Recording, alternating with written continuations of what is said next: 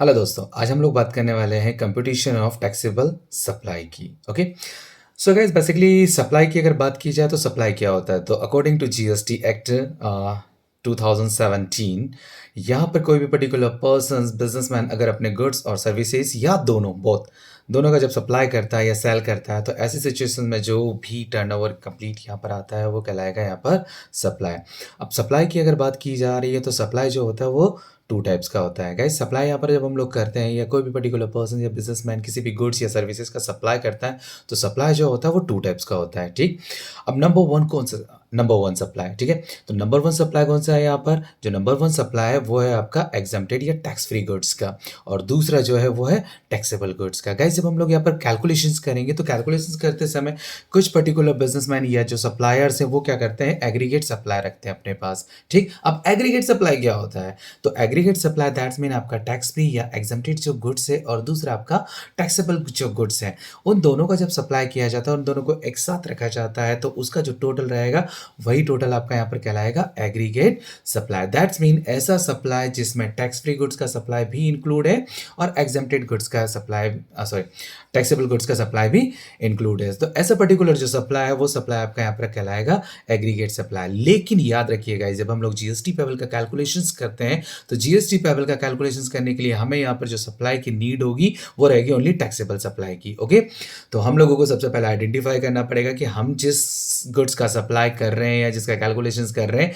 वो गुड्स कौन सा है, टैक्स फ्री है या फिर टैक्सेबल गुड्स है। ओके, तो ऐसी सिचुएशन में सबसे पहले हम लोग आइडेंटिफाई करेंगे टैक्सेबल गुड्स का, और टैक्सेबल गुड्स का टोटल हम लोगों का जो ट्रांजैक्शंस वैल्यू रहेगा या फिर इनवॉइस प्राइस रहेगा उसके बिहाफ पर हम लोग यहाँ पर कैलकुलेशंस करेंगे। गाइस कैलकुलेशंस करते समय याद रखिएगा कभी कभी कुछ सप्लायर्स क्या करते हैं, यहाँ पर जब जीएसटी का अमाउंट कैलकुलेशंस करते हैं तो कैलकुलेशंस में ऑलरेडी पहले ही उसमें जीएसटी इंक्लूड कर देते हैं। दैट्स मीन यहाँ पर जो सप्लाई आप लोगों के पास अवेलेबल होगा वो टू टाइप्स का अवेलेबल होगा, एक एक्सक्लूसिव जीएसटी और दूसरा इंक्लूसिव जीएसटी। अब एक्सक्लूसिव और इंक्लूसिव क्या?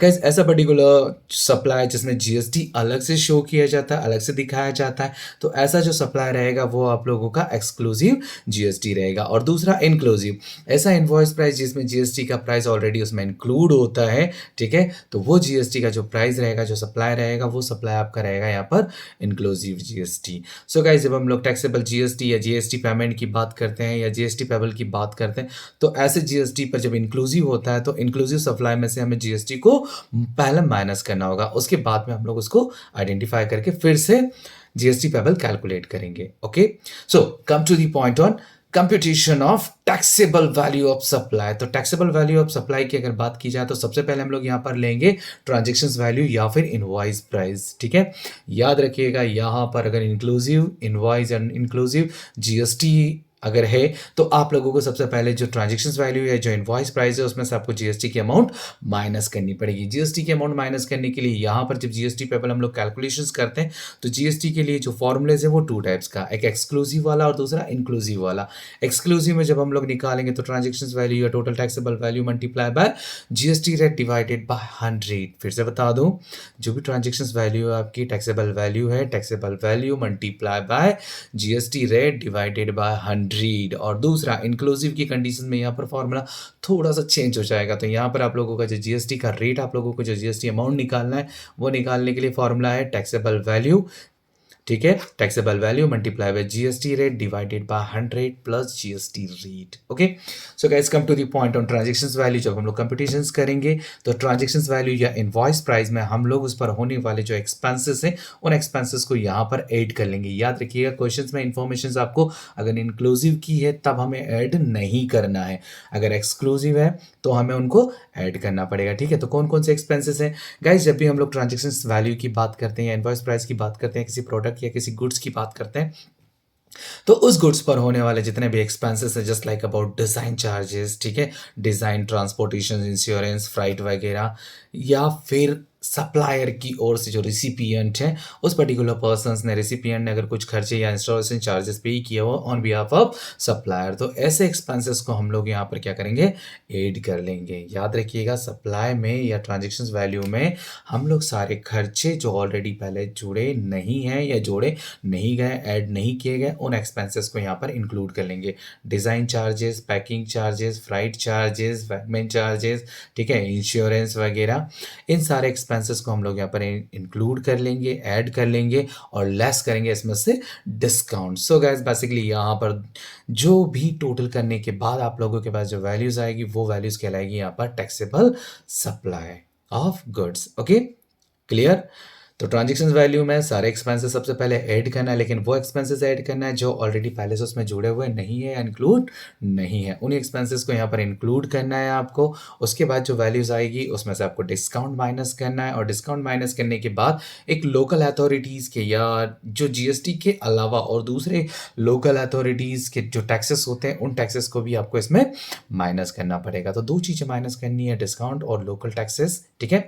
तो ये दोनों माइनस करने के बाद जो वैल्यूज आएगी वो आपकी कहलाएगी यहाँ पर टैक्सेबल वैल्यू ऑफ सप्लाई, ठीक। सो गाइस, जब टैक्सेबल वैल्यू ऑफ सप्लाई जब आप लोग आइडेंटिफाई कर लेते हो, तो आइडेंटिफाई करने के बाद जो नेक्स्ट स्टेप है हमारी, वो आती है हमारी जीएसटी पेबल। ओके, तो जीएसटी पेबल हम लोग जब कैलकुलेशंस करेंगे तो जीएसटी पेबल के लिए हम लोगों को आइडेंटिफाई क्लियर हमारे पास कैलकुलेट का या कंप्यूटेड होना चाहिए टैक्सेबल वैल्यू ऑफ सप्लाई। तो टैक्सेबल वैल्यू ऑफ सप्लाई अगर हम लोगों के पास है तो उस पर हम लोग जीएसटी पेबल कैलकुलेट करेंगे। गाइस, जीएसटी पेबल हम लोग यहाँ पर दो तरीके से कैलकुलेट करेंगे, जैसे कि इससे पहले वाले वीडियो में मैंने आप लोगों को क्लियरली बताया था कि जीएसटी जो है हमारे यहाँ पर इन इंडिया में ड्यूअल कंसेप्ट से एप्लीकेबल होता है। तो ड्यूअल कंसेप्ट में या ड्यूअल सिस्टम में जो जीएसटी एप्लीकेबल होता है वो टू टाइप से होता है। तो पहली सिचुएशन होती है इंट्रा स्टेट के अकॉर्डिंगली, और दूसरा आप लोगों का होता है इंटर स्टेट के अकॉर्डिंगली। ओके, तो इंट्रा स्टेट में यहाँ पर जो भी जीएसटी आप लोग कैलकुलेट करेंगे, जो भी रेट गिवन है आप लोगों को 5%, 12%, 18% एंड 28%। सो गाइज, इसके अकॉर्डिंगली इंट्रा स्टेट में जो जीएसटी आएगा उस जीएसटी को हम लोग यहाँ पर जो टैक्सेबल सप्लाई है उसके अकॉर्डिंगली, रेट के अकॉर्डिंगली, जो भी क्वेश्चंस में रेट एप्लीकेबल है उसके अकॉर्डिंगली हम लोग जीएसटी पेबल कैलकुलेट कर लेंगे। फॉर्मूला कौन सा रहेगा, एक्सक्लूसिव की कंडीशंस में taxable supply multiply by rate divided by 100। Okay, याद रखिएगा कौन सा, taxable supply multiply by rate divided by 100। और इंक्लूसिव अगर दिया हुआ है तो फिर क्या करेंगे, सबसे पहले जीएसटी का अमाउंट माइनस करेंगे, ठीक है ना। सो गाइस, बेसिकली यहाँ पर हम लोग जब जीएसटी निकालेंगे अकॉर्डिंग टू इंट्रा स्टेट, तो इंट्रा स्टेट में जितना भी जीएसटी आप लोगों का आएगा वो जीएसटी को, उस जीएसटी को हमें यहाँ पर टू कैटेगरीज में डिवाइड करना पड़ेगा। दैट्स मीन वो कैटेगरी कौन सी है। सो गाइस, बेसिकली यहाँ पर इंट्रा स्टेट के अकॉर्डिंगली जो जीएसटी है उसके दो भाग किए जाते हैं, जिसको इक्वल पोर्शन में 50-50 में डिवाइड किया जाता है। पहला आप लोगों का जो आएगा वो आएगा सीजीएसटी, ठीक है, और दूसरा आपका आएगा एसजीएसटी। दैट्स मीन सीजीएसटी क्या होगा आपका, central goods and services service tax, and SGST state government, ठीक है, स्टेट गवर्नमेंट का जो जीएसटी एप्लीकेबल होगा वो एसजीएसटी में आएगा, ठीक। नाउ सेकंड तरीका, जो दूसरा तरीका है वो आप लोगों का यहाँ पर आएगा इंटर स्टेट की कंडीशंस में। इंटर स्टेट की कंडीशंस में यहाँ पर जीएसटी को आपको सिंगल वे में ही रखना है, जिसे हम लोग integrated goods and services tax कहते हैं, ठीक है, आईजीएसटी के नाम से जानते हैं। सो गाइस, बेसिकली यहाँ पर जो भी इंफॉर्मेशन क्वेश्चंस में आपकी टैक्सेबल सप्लाईज की रहेगी उसमें आप लोगों का जो गुड्स है वो आप लोगों ने इंट्रा स्टेट में कितना सप्लाई किया और इंटर स्टेट में कितना सप्लाई किया, दोनों को क्लियरली आइडेंटिफाई करने के बाद उन पर आपको इंट्रा स्टेट के अकॉर्डिंगली एंड इंटर स्टेट के अकॉर्डिंगली जीएसटी का कैलकुलेशंस करना है अकॉर्डिंग टू जो प्रिस्क्राइब रेट्स है, 5%, 12%, 18% एंड हाईएस्ट 28% के अकॉर्डिंगली। क्लियर। नाउ अब यहाँ पर जब आप लोग दोनों तरीके से जो आपका intra state and inter state के अकॉर्डिंगली जो जीएसटी आएगा उस जीएसटी को हम लोग यहाँ पर कहेंगे टोटल जीएसटी पेबल। क्या कहेंगे, टोटल जीएसटी पेबल। गाइस, इसमें से हम लोगों को रिबैट मिलेगी कौन सी, आईटीसी के अकॉर्डिंगली, ठीक है। अब आईटीसी क्या होता है, input tax credit.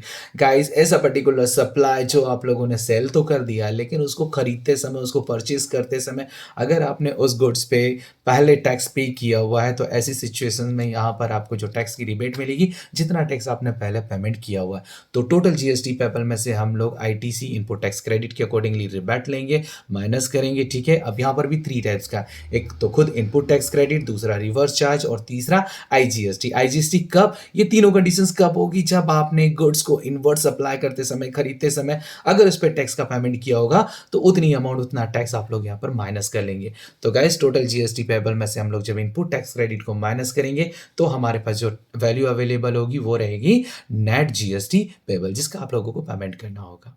Okay, thank you.